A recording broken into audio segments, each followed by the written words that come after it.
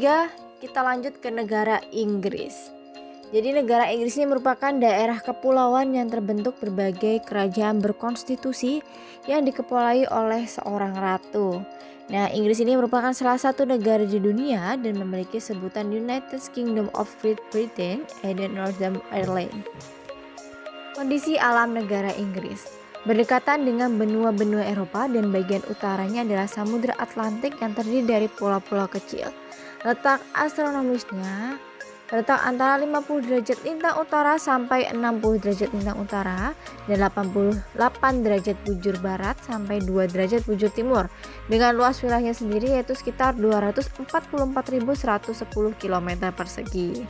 Untuk batas-batasnya kalian bisa lihat pada peta, yaitu sebelah utara dibatasi oleh Samudra Atlantik, yang di baratnya terdapat Irlandia dan Samudra Atlantik, lalu di timurnya terdapat Laut Utara, dan yang di selatannya terdapat Selat English Channel. Oke, untuk iklim sendiri dari negara Inggris, karena posisi lintangnya, Inggris memiliki iklim sedang dan iklim laut. Iklim laut ini karena memang dekat dan dikelilingi oleh lautan. Kondisi alam dari negara Inggris adalah karena negara Inggris merupakan wilayah bergunung-gunung di bagian utara, yaitu di daerah Skotlandia dan Wales, dan datar rendah yang bergelombang di timur dan selatan, yaitu berada di England dan Irlandia. Untuk geologinya dari negara Inggris adalah batu bara, minyak bumi, gas, dan bahan mineral seperti pasir dan kerikil untuk bangunan logam dan lempung. Selanjutnya kita masuk ke flora dan fauna negara Inggris. Untuk floranya sendiri bisa dijumpai seperti adanya pohon ek dan elm, ada horse chestnut, ada sport Norwegia, ada larch Jepang, dan Fir Douglas.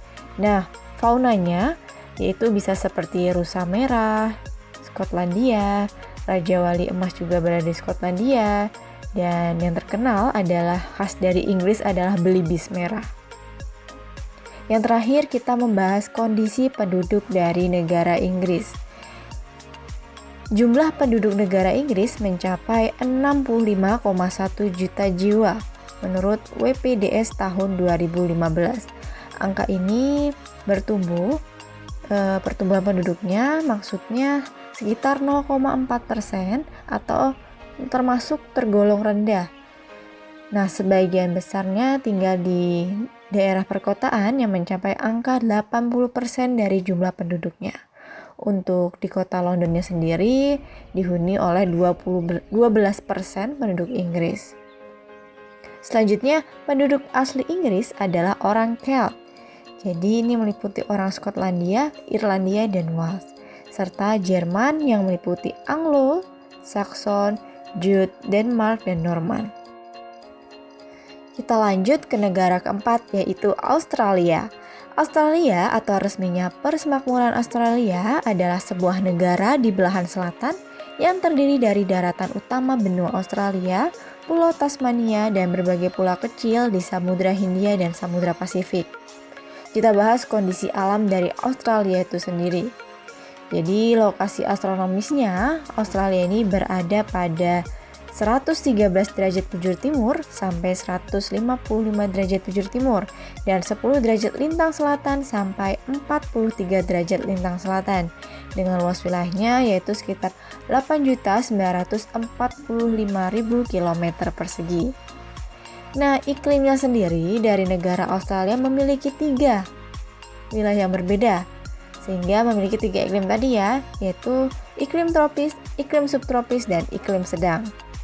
Untuk bentuk muka bumi atau morfologinya, negara Australia ini terbagi menjadi dataran pantai, dataran tinggi timur, dataran rendah tengah, dan plato. Untuk kondisi geologinya, Australia ini memiliki sejumlah potensi sumber daya alam seperti yang berlimpah. Batu bara termasuk terbesar kedua setelah Republik Guinea dan urutan kelima di dunia sebagai produsen aluminium. Untuk flora dan faunanya sendiri, karena posisi geografis Australia yang terisolasi, membuat negara ini memiliki keunikan flora dan faunanya. Jadi sekitar 80% dari tanaman bunga, mamalia, reptil, dan katak adalah khas dari Australia itu sendiri. Lalu ada tumbuhan rumput. Hummock lebih dominan terdapat dan juga pohon eucalyptus. Hewannya sendiri ada kanguru, wallaby, koala, dan Tasmania. Terakhir adalah kita membahas tentang kondisi penduduk dari negara Australia ini. Jumlah penduduk Australia mencapai 23,9 juta menurut WPDS tahun 2015. Nah, sebagian besar penduduknya merupakan keturunan dari bangsa Eropa. Sementara penduduk asli Australia sendiri adalah suku aborigin. Baiklah, kita masuk ke negara kelima atau negara terakhir adalah Mesir. Mesir ini merupakan salah satu negara di benua Afrika. Dan Mesir ini merupakan negara tertua di dunia. Jadi negara yang sebagian besar wilayahnya terletak di Afrika bagian timur laut, Mesir juga digolongkan sebagai negara maju di Afrika. Untuk kondisi alam dari negara Mesir sendiri terletak pada 25 derajat bujur timur sampai 36 derajat bujur timur dan 22 derajat lintang utara sampai 32 derajat lintang utara. Secara geografisnya, negara Mesir ini terletak di Afrika Utara dengan posisi sebagian negaranya menghadap Laut Mediterania dan Laut Merah. Lanjut ke batas-batas negaranya. Untuk bagian utara dibatasi oleh Laut Mediterania, bagian barat ada Libya, bagian selatan ada Sudan, dan timur Laut Merah. Nah, posisi Mesir menjadi sangat penting karena adanya sebuah terusan yaitu bernama Terusan Suez. Terusan ini memperpendek jarak dari Eropa ke negara-negara Asia dan Australia, begitupun dengan sebaliknya. Selanjutnya kita membahas kondisi alam berdasarkan iklimnya. Jadi negara Mesir ini memiliki musim subtropik dan 2 musim, yaitu musim panas yang sangat panas dan ketika dingin itu sangat dingin. Nah, bentuk muka bumi atau morfologi dari negara Mesir sendiri, wilayahnya itu ada seperti gumuk pasir atau sand dune yang terbagi menjadi 4 kawasan, yaitu di Semenanjung Sinau, Gurun Barat, Gurun Timur, dan Lembah Sungai Nil. Nah, Lembah Sungai Nil ini merupakan dataran rendah yang subur. Sehingga Lembah Sungai Nil ini menjadi pusat aktivitas pertanian penduduk, sumber air bersih, dan irigasi.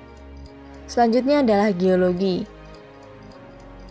Geologinya dari negara Mesir ini berupa minyak dan gas biji besi, fosfat, ada mangan, lempung, gipsum, talk, asbek, timah, dan emas.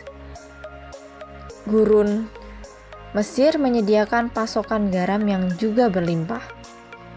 Nah, flora fauna dari negara Mesir ini, seperti kita ketahui, Mesir tidak memiliki hutan. Jadi floranya umumnya tumbuh di Mesir berupa pohon kering, tropis dan subtropik. Seperti apa? Ada pohon lontar, palma, kayu putih, akasia, dan semacam pohon cemara. Untuk fauna atau hewannya sendiri biasanya dijumpai seperti domba, onta, keledai, serta berbagai jenis burung. Yang terakhir kita lihat dari kondisi penduduk. Jadi jumlah penduduk Mesir mencapai 89,1 jiwa menurut WPDS 2015. Penduduk Mesir dibedakan menjadi 3 kelompok utama. Apa saja itu? Ya, pertama adalah orang Nubian. Nah, orang Nubian ini memiliki ciri kulit yang hitam dan umumnya berada di selatan Mesir. Yang kedua adalah orang Hamid. Cirinya kulitnya putih, berbeda dari tadi ya, kalau tadi hitam.